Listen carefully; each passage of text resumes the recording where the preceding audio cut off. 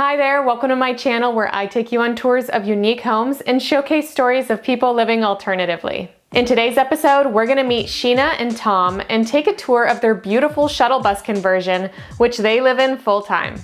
I think you're going to really enjoy seeing the inside of this bus-turned tiny home, which features some great space-saving ideas and some clever custom convertible furniture. If you like videos like this where we showcase tiny and unique home tours, make sure that you subscribe and hit that notification bell so that you know every single time we publish a new video.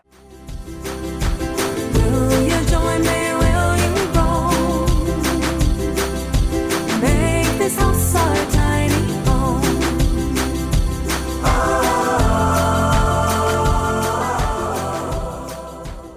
I'm Sheena, I'm Tom, and this is our newest addition, Paddington. and this is our bus Stella.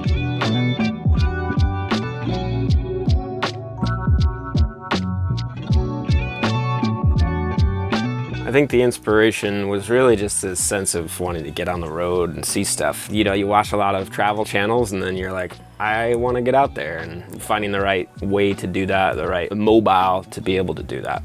Shuttle bus ended up like fitting our budget and everything like that, so that ended up working out perfectly. Yeah. We completely did it ourselves. It was a 21 passenger bus, and so we completely gutted it. It did have some roof damage, so we had to figure that all out. He did mostly the carpentry and electrical and all of that. And then I kind of took on the realm of the sewing projects, curtains, cushions, all of that stuff, and more like the design aspect. I just followed orders. No. It took us about 6 months of weekends and nights parked in a parking lot outside of our apartment. We gutted it, spent 6 months just putting together what we had as far as materials, tried to repurpose a lot of stuff we had, used pieces and just sort of putting together, and it kind of took shape over the course of that time. We didn't really have a blueprint. We didn't want to spend a lot, so we bought the bus for $2,500. The build was like another $8,000. The mechanical, just to make sure it was ready to go off on the road, that was like another $5,000. So we'd say like initial cost was like $15,000 total. We've been on the road for a year and a half now. Originally, we thought we would buy a house and do it part-time. And we've toured a lot of cities, and there's always the question of, could we live here? What does it have to offer?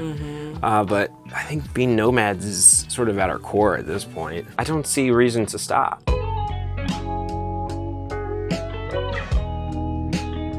So this is a 2006 E450, the V10. It's 23 feet bumper to bumper. With the bikes, obviously, we get another 3 or 4 feet on the front that we have to accommodate for. We decided to carry the bikes on the front because we had a hitch installed there. When we're in cities, we put them inside just for security. The bus was picked up from Steamboat Springs in Colorado. We got it for $2,500 because the resort was liquidating some of their fleet.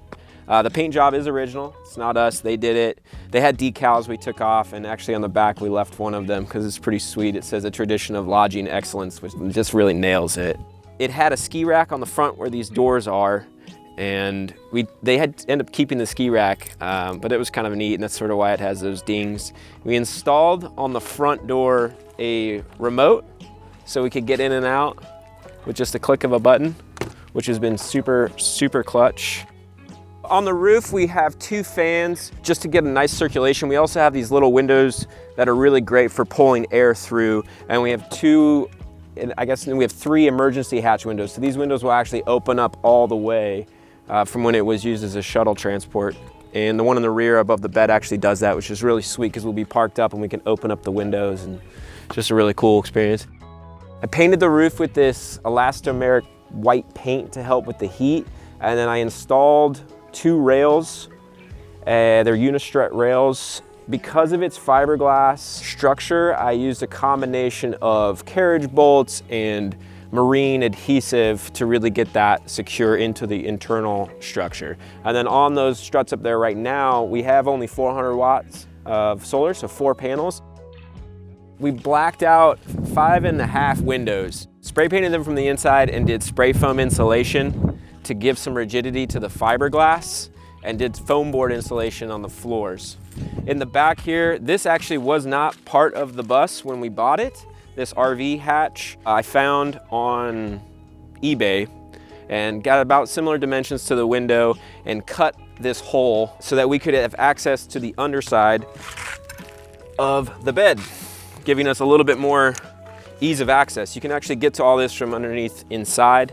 Diesel for our heater, extra propane, 50 gallons of fresh water.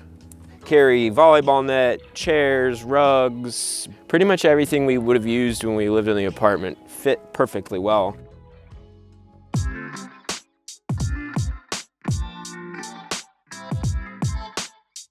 So that wraps out the outside, and I'm gonna take you on inside. First things first, you'll see our little gallery wall, including some items that Tom already had in his apartment, like this little deer head. And then we just found a couple of frames and a hat.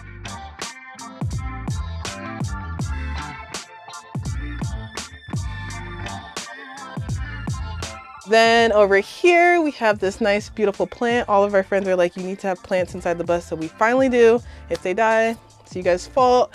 And then I love this little sticker wall. These are like all the different people that we've met along the road. And then like all the different places that we've gone as well.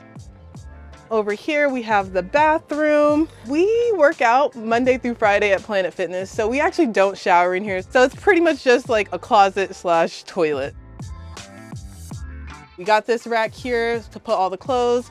Love this mirror, so it pulls out so I can see myself. And it pulls out like that. But we have our toilet here. We only use it for number one. It's just like a 5-gallon pee bucket, and that we dump like probably I'd say weekly. So we don't do number two in here because we're always at Planet Fitness, so that's kind of like where we do that stuff there. From the right, you'll see our kitchen. I love how much counter space we have here. I really wanted this place to just feel as open as possible, so we didn't do any over-the-head cabinets, but we just did this layout, and I just really like the fact that it just kind of makes it feel open and not too like cluttery or anything like that. Luckily, with how wide our bus is, we were able to get standard like cabinets. I was just on OfferUp constantly, Facebook Marketplace, and I got these cabinets from 3 different people, and then there was just like this little spot missing, and so I was able to create a little spice cabinet with scrap wood.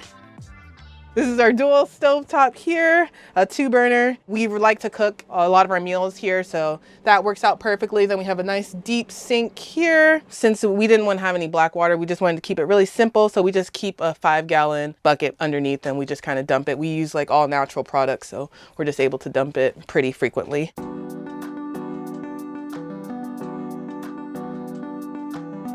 These curtains here I created. These were curtains in Tom's apartment, as I just cut it up and made it fit the dimensions here. This was like one of my first projects, so if you see like the straggling strings, don't come for me. It was my first project.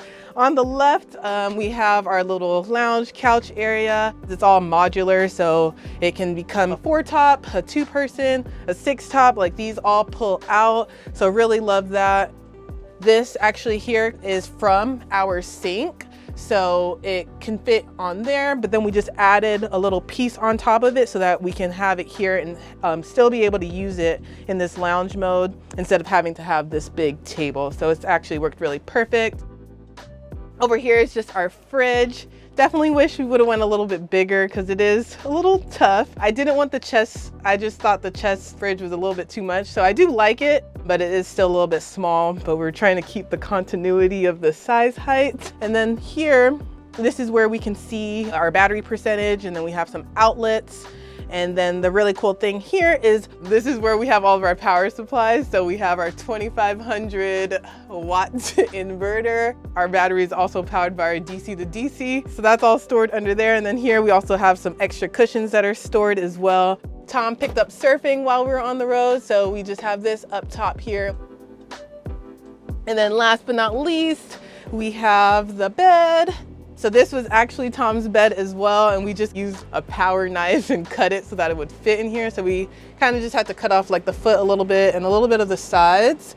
I made this headboard, thank you Pinterest. I was just looking for some idea and I saw something like this. These light bulbs were in Tom's apartment as well, so that actually ended up working out perfectly to make those little inlets and He was able to do some electrical stuff to make it work. We really did not know what to do with this space, so we found this from someone on OfferUp and just kind of created this and added some doors. Actually, a friend of ours helped us with these door cabinets. So this is where we store all of our clothes. So this is my side, and then this is Tom's side. And then this also, the storage goes all the way down to the depth of the bed. So I'd say like there's another like 8 inches below, so you can go all the way down, so store some like bigger, heavier items.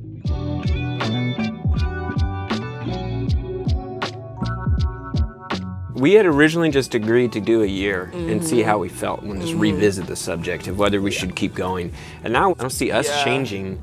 You know, it's given us a lot. My appreciation for experiences over things and being okay with the uncomfortable, because this lifestyle is a lot of uncertainty and it's not for everybody. But there's a lot of ways to go about it and a lot of ways to do it to your comfort levels and what your needs are.